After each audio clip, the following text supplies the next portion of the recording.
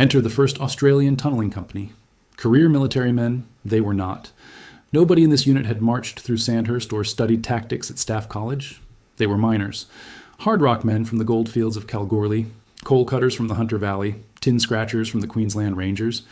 They had spent their civilian lives crawling through shafts where the air tasted like dust and the ceiling could collapse without warning.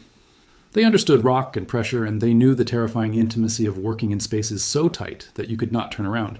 When the call went out for tunnelers, these men volunteered, not for glory, not for patriotism, but because the Army offered them a chance to do what they already knew how to do.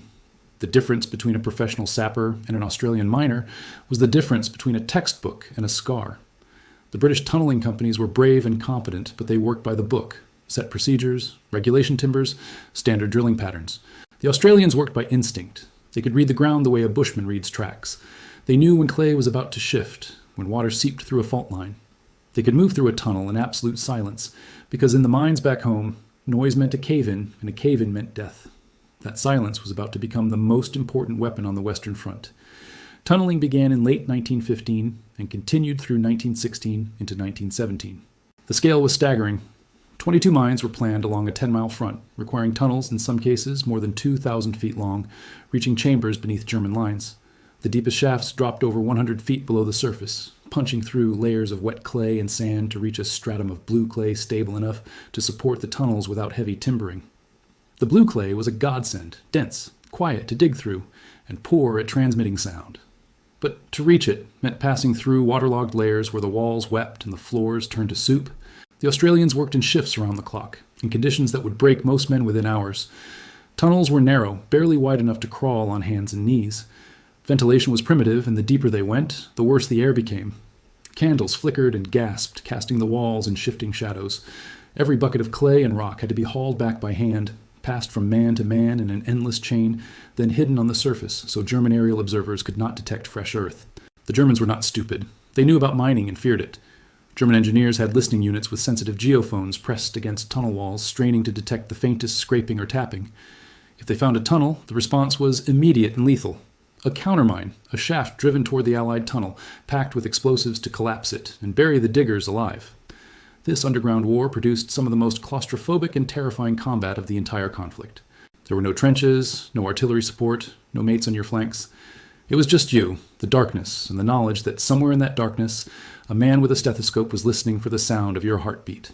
The Australians adapted with a ruthlessness born from mining. They stripped off their boots, pressing toes into cold clay to feel vibrations rather than hear them. Pneumatic drills were abandoned. Mechanical equipment was too noisy. They dug by hand with bayonets and entrenching tools.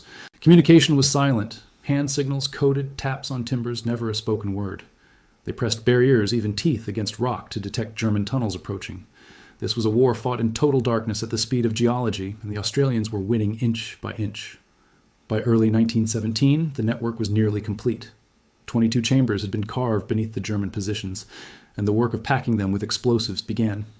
The explosive of choice was ammonal, a mixture of ammonium nitrate and aluminum powder that hit like a freight train. The quantities were almost incomprehensible. The largest single charge beneath a strong point called St. Yves contained over 95,000 pounds of ammonal. Across all the mines combined, nearly 1 million pounds of explosive lay waiting beneath the ridge. Moving that much material through narrow hand-dug tunnels was a logistical nightmare that took months. Every charge had to be waterproofed, wired for electric detonation, and tested repeatedly to ensure the circuits would fire on command. 3 of the original 22 mines were abandoned due to German countermining or geological problems, leaving 19 charges ready for detonation. 19 was more than enough to reshape the landscape of Belgium. The Germans sensed something was wrong. Their listening posts had detected Australian tunneling activity in several sectors, and countermining had disrupted some shallower workings. But the deepest Australian tunnels, driven through blue clay, remained undetected. German commanders issued warnings, increased vigilance, and reinforced their garrison along the ridge. But they could not know the full scale of what lay beneath their feet. No army in history had ever attempted anything like this. The idea of digging 19 enormous caverns under a 10-mile front and filling them with nearly 1 million pounds of explosives was so far beyond conventional thinking that it barely registered as a possibility. That gap between expectation and reality would be measured in lives. German lives, saved Allied lives, and the lives of miners who risked everything to dig the tunnels. The days leading up to detonation ran on bluff and misdirection. Allied artillery bombardment created the impression. A conventional assault was imminent, Troop movements staged to build up for infantry attack. Gas shells forced Germans into bunkers directly above the mine chambers. Every element of deception ensured the maximum number of German soldiers would be in the worst place possible when the mines fired. The infantry who would follow the explosions were told almost nothing. Most expected the usual horror: a whistle, a scramble over the parapet, and a sprint into machine gun fire. Officers briefed on the mining plan were ordered to keep it secret. The atmosphere in the Allied trenches on the night of the 6th of June was tense and strange. Men wrote letters, checked rifles, and prepared for what they assumed would be another bloodbath. Few noticed the engineers' calm, almost smug demeanor, but nobody explained why. General Sir Herbert Plumer, British commander responsible for the Messines sector, understood the mining plan and had fought to protect it from interference by higher command. Plumer was methodical, cautious, and genuinely concerned about minimizing casualties. He resisted pressure to launch prematurely and insisted on waiting until every mine was ready and every detonation circuit tested. On the evening before the attack, he reportedly told his staff they might not make history, but they would certainly change geography. At 2 o'clock in the morning on the 7th of June, final checks began. Electrical engineers tested each detonation circuit one last time, tracing wires from the surface down through the shafts and tunnels to the charges. At the mine heads, men who would throw the switches waited in silence. Among them were Australians who had spent 2 years digging, listening, and fighting in the dark. They had carried thousands of tons of explosive on their backs through tunnels a dog would hesitate to enter. They had outlasted German counterminers, survived cave-ins, endured a kind of warfare no training manual had described. Then, at precisely the moment, 19 switches closed, 19 electrical circuits completed, and Messines Ridge ceased to exist as a geographical feature. The detonation was beyond anything the human mind could process in real time. Eyewitnesses described it not as an explosion, but as an event, a phenomenon that belonged more to geology than warfare. The ground heaved upward in 19 separate locations along the ridge, rising like boiling water before bursting open in columns of fire, earth, rock, and shattered concrete, climbing hundreds of feet into the night sky. The shockwave flattened trees a mile from the nearest crater. Men in Allied trenches were knocked off their feet by the concussion, even thousands of yards away. The single rolling apocalyptic roar carried across the English Channel, reaching London, where the Prime Minister reportedly asked what on earth had happened. Along the ridge, destruction was total. Entire sections of the German trench system vanished, swallowed by craters hundreds of feet across and dozens of feet deep. Bunkers built to withstand the heaviest artillery were ripped from the earth and scattered like toys. Thousands of German soldiers sheltering in bunkers driven underground by gas were gone instantly. Survivors on the periphery were left in profound shock, unable to move or resist when Allied infantry appeared on crater edges minutes later. The infantry advance that was supposed to be a bloodbath became a walk. Dust and debris settled. Soldiers climbed out of trenches and moved forward across ground-turned moonscape. German wire, once dense and impenetrable, was gone. Machine gun nests commanding every approach were reduced to rubble. A fortified ridge that had dominated the skyline for 3 years was replaced by smoking, shattered hollows. The capture of Messines Ridge, estimated to cost tens of thousands of Allied casualties in a conventional assault, was achieved with a fraction of the expected losses. The mines had done what 2 years of artillery bombardment and multiple infantry attacks had failed to do. The ridge had been handed to the infantry by men who had never fired a rifle in anger. The Australian tunnelers received almost no public recognition. There were no parades, no headlines with their names. Specialist units were hidden by military secrecy and forgotten by official history. They returned to other sectors, or were quietly invalided out with shattered nerves and lungs full of clay dust. The British High Command took the credit. Staff officers wrote glowing reports, and Plumer acknowledged the tunnelers only in private correspondence. The public narrative became one of brilliant generalship rather than brutal labor. The men who saved tens of thousands of lives had no military academy, no family traditions of service, no aristocratic sponsors, no staff college diplomas. They were miners. They dug coal so others could stay warm.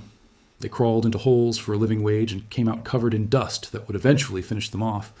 They brought skills no army had thought to value: reading rock, moving in silence, enduring confinement, working in darkness where life or death was measured in a fingertip pressed against wet clay. The craters at Messines are still visible more than 100 years later, some filled with water, becoming small lakes, quiet and green, surrounded by grass and wildflowers. Tourists pass them without understanding what they are looking at. Scars left by men who refused to accept a plan that would have sent their mates to be slaughtered. They could not stop the war, change generals' minds, but they could dig, blast, and save the men who would never know their names. Some mines were never detonated. Of the original 22 charges, 3 were abandoned due to flooding or German countermining. Their locations were recorded only on maps later lost. In 1955, one lost mine was triggered by lightning, killing a single cow but causing no human casualties. Others remained beneath quiet Flanders fields, enough explosive to level a city block, lying in waterlogged darkness. Belgian authorities mapped approximate locations and declared them restricted zones, but no attempts were made to dig them up. The ground kept what the miners gave it, and what of the miners themselves? The first Australian tunneling company was disbanded after the war. Members returned to coalfields, goldfields, and cattle stations. Many carried hidden injuries, damaged lungs, hearing loss, and psychological scars from sustained extreme stress in confined spaces. They did not speak of what they had done. When asked about the war, most shrugged and said they had done a bit of digging. The understatement was not modesty, it was the only language they had for an experience beyond normal description. A handful left written accounts, describing tunnels so narrow a man had to exhale fully to squeeze through, the sudden rush of air as German counterminers broke into adjacent tunnels, the frantic scramble, brutal hand-to-hand fighting in spaces too small to swing a rifle, cave-ins pressing tons of earth on the chest, and the pride of completing a tunnel knowing its charge would save thousands who would never know their names. The Battle of Messines is remembered as a tactical success, a textbook example of breaking a fortified position without excessive casualties. Military historians praise the planning, coordination, and combined arms. Beneath maps and arrows lies the simpler story, men from the bottom of the world who used the skills of rough civilian lives to do what no professional soldier could. Medals meant nothing. The Empire meant even less. They did it because the alternative was watching mates cut to pieces on a Belgian hillside. The generals drew maps, politicians made speeches, tunnelers moved the earth. When it was over, the earth was the only thing that remembered them. Craters at Messines carry no plaques with names. The ridge, rebuilt by a century of farming, shows no sign of collapsed tunnels, abandoned chambers, or lost charges still wrapped in waterproof casings. Absence of recognition does not diminish what happened. It confirms it. These men did not expect recognition. They were miners. They did the job. They came up for air and moved on. That a single hole in the ground won a battle, saved an army, and produced the largest explosion ever seen was simply what happened when a bloke who knew his trade got on with the bloody work. The British Empire got a victory. Staff officers got promotions. Politicians got headlines. The Australian miners got a sore back, a dry throat, and the quiet knowledge that without them, none of it would have been possible. That knowledge was written in the scars on their hands, in clay under their fingernails, and in craters that still pock the Belgian countryside, like fingerprints of men who reached up from below and grabbed the war by its throat. Somewhere in the archives of the Australian War Memorial in Canberra, a faded photograph shows a group of tunnelers at the entrance to a mine near Messines. They are covered in mud, their uniforms unrecognizable. One man is barefoot, none are smiling. Behind them, the mouth of the tunnel drops into blackness. They look like men who have just climbed out of a grave, which, in a sense, they had. The grave was not theirs. It was the one they had dug for the enemy. Standing in sunlight, alive, filthy, and utterly without ceremony, they embody the most Australian image the First World War produced. No salutes, no speeches, no flags. Just a group of miners standing in the mud, squinting at a camera, wondering when someone would offer them a bloody cup of tea.